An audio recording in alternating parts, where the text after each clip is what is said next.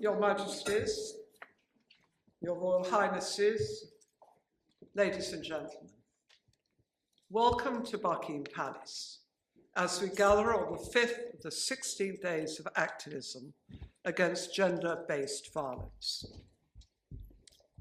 These 16 days mark the UN's annual campaign that runs from the 25th of November, the International Day for the Elimination of Violence Against Women, to the 10th of December, Human Rights Day. Throughout the world, individuals and organisations are coming together to call for the prevention and elimination of violence against women and girls. Why?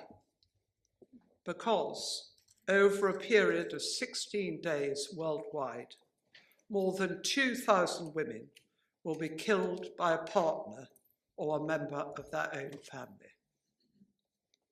Because in England and Wales alone, during that same period, police will record that more than 3,000 women have been raped.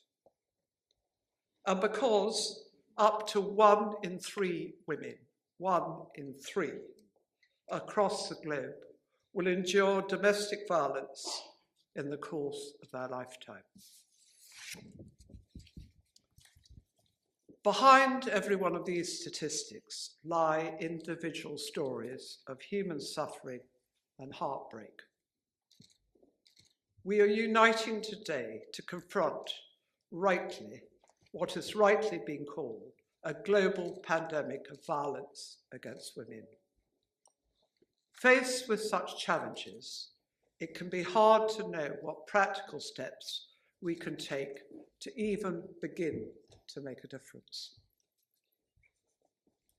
Over the years in my previous role, I've had the privilege of meeting many survivors of rape and domestic abuse, and of sharing in the sorrow of people who have lost their families to violence.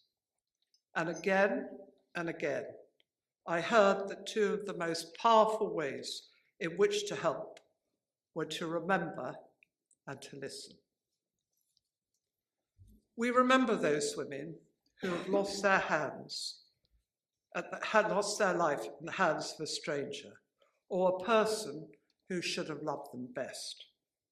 In doing so, we refuse to be desensitized by cold facts and figures, and we resolve to keep the names and the memories of these women alive. We remember Brenda Blaney, Mariam Kamara, Lucy Powell, Samantha Drummonds, Yasmin Begum, Sally Turner, Hina Bashir, Jinu Nash, and her 12-year-old daughter Louise, to name but a very few of those that have been killed this year alone. And we remember, because we cannot forget, all the other women and girls who died in similar horrific circumstances. These women, tragically, can no longer speak for themselves, but we listen to those who can. I have learnt from my conversation with these brave survivors that what they want, above all, is to be listened to and believed, to prevent the same thing happening to others. They know there is a power in their stories, and that in the telling, they move from being the victims of their histories to the authors of their own futures. I've heard countless examples of the way in which victims have become victors, using their experiences to hold out a hand to help others escape abuse. One such person, Vicky, left a violent relationship, and her ex-partner was sent to prison. Knowing what it was like to live in permanent fear, she started working for the police, supporting victims and witnesses of crime. Today, she is an independent domestic violence advisor and says of herself, "There is life after abuse. I'm evidence of that." Ladies and gentlemen, your vital work is, in the same way, evidence that there is life after abuse.